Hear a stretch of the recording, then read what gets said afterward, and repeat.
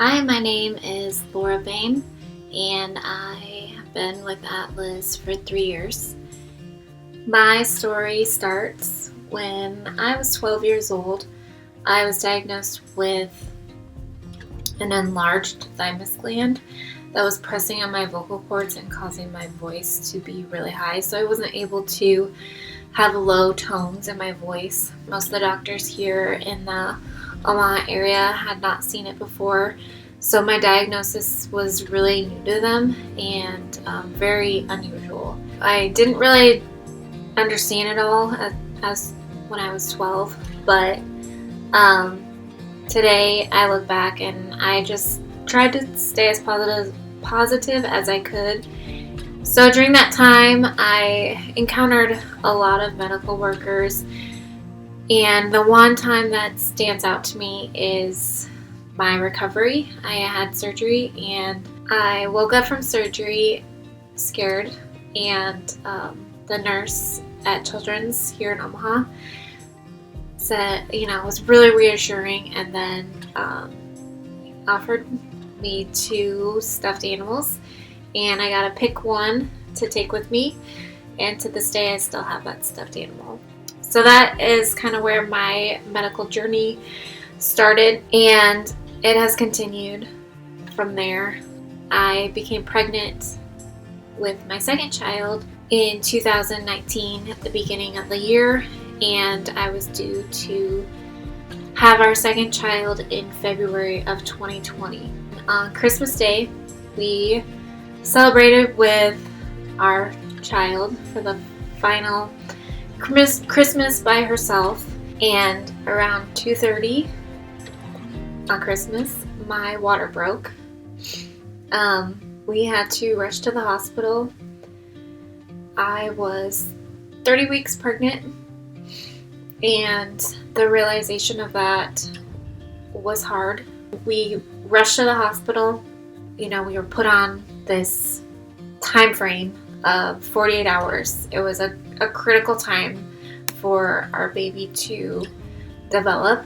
I was admitted to the hospital. I was on bed rest, and I was given magnesium and steroids to help our baby's brain develop and the lungs develop.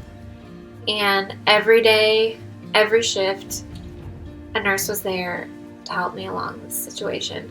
I was scared, worried that I would go into labor within the first 48 hours because that would increase the risk of infection. I was just scared every day.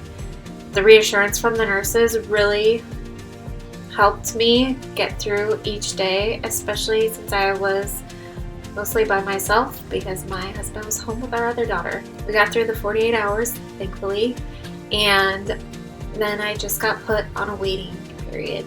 And a few days later, on the 28th, in the middle of the night, our little girl decided to come out.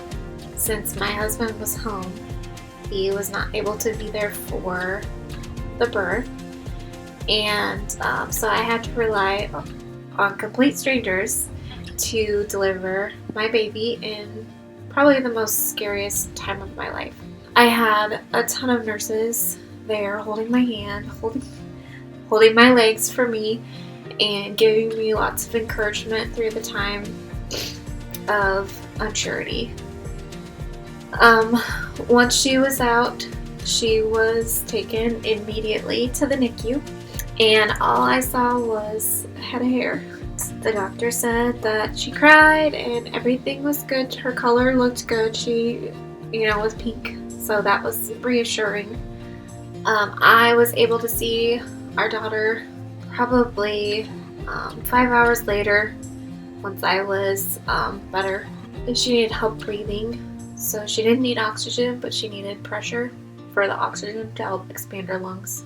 And to see your little baby with a mask on, it was just really hard. But it was amazing to have the nurses in the NICU. This was their specialty. They've seen it every day, and they were able to reassure me. It was amazing to have such great nurses for a mom that is in uncharted waters. Addison spent 2 months in the NICU. And during that time, we realized how blessed we were. She just needed to grow and eat, basically. And we were completely blessed. When you look around in the NICU and see other parents way worse situations, it just made us realize how blessed we were. With having a child at home, I was in the situation. I was torn between being at the hospital and being at home with one, giving my time and having to figure out where I split that time. And that was one of the struggles that I was able to really communicate with my nurses. They were completely reassuring that Addison is taken care of here, so do what you need to do to make sure that everything's good for when she comes home. We left that hospital with friends, and I'm excited to see them again. I don't know how I would have been able to get through being in the NICU if I didn't have the nurses that we had. They were very real, and that's really what you need when you're in that situation. And it was so nice because I feel like they are Addison's second mom. I mean, most of them have kids of their own or are planning on having kids, and I was able to come home and take care of my kid at home while her second moms were taking care of her at the hospital. I thank all of my NICU nurses here at UNMC and all of you around the world. They're just amazing people that have the biggest hearts, and to take care of such a small human being in such a vulnerable state and get them to the place of going most of the time being able to go home with their parents is